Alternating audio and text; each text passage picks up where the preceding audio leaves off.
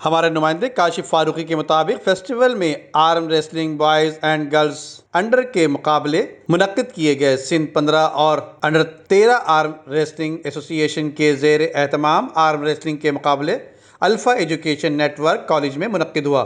اس event میں کراچی کی boys school اور کالج، 8 گرلز اسکول و کالج اور 7 کی ٹیموں نے شرکت کی۔